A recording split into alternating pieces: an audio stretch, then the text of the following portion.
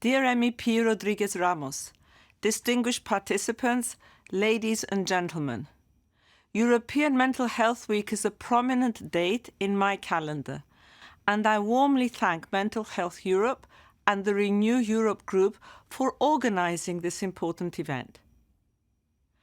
In these dark times, we need to shine a spotlight on young people's mental health. Millions of civilians have fled due to Russia's aggression against Ukraine, leaving behind their homes, livelihoods, and loved ones. Many are vulnerable: women, children, and elderly. I will never forget visiting a refugee reception center in Poland recently, where thousands of people, many of them children, were sitting in silence, experiencing a collective trauma after suddenly having to flee. A kind of trauma we can barely imagine, but we can certainly help support their mental health needs. From the very first moment, we have been in close contact with the Ukrainian Ministry of Health, WHO, Mental Health Europe, and others to better respond to the complex challenges on the ground.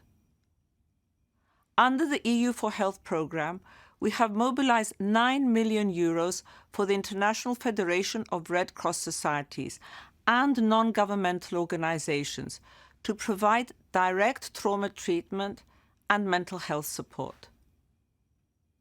Training on migration and health, including mental health, is available in many languages on our health policy platform and the European Centre for Disease Prevention and Control website.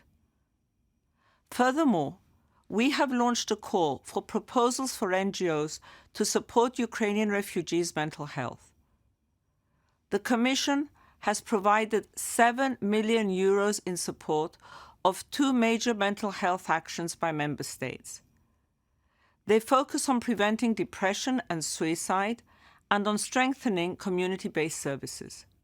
These initiatives are additional to our ongoing and planned action to address the COVID-19 pandemic's impact on mental health.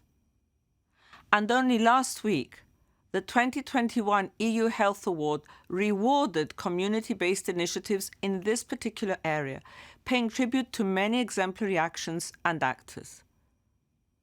Looking ahead, a €1 million grant for the WHO under this year's EU4Health Work Programme will help countries build capacity through national and cross-national education and training. Mental health features prominently in our new Healthier Together initiative to help countries fight non-communicable diseases.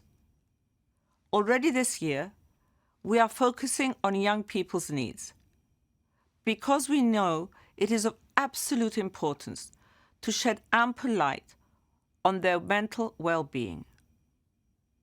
Last year's UNICEF report on the state of the world's children warned that the pandemic's effects on children and young people could last for years.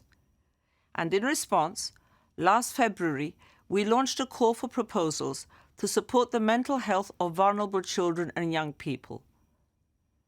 €8 million will be divided equally between 2 best practices. And I'm glad that this flagship initiative coincides with the European Year of Youth. Dear friends, let's remember this year's European Mental Health Week theme and keep on speaking up for mental health.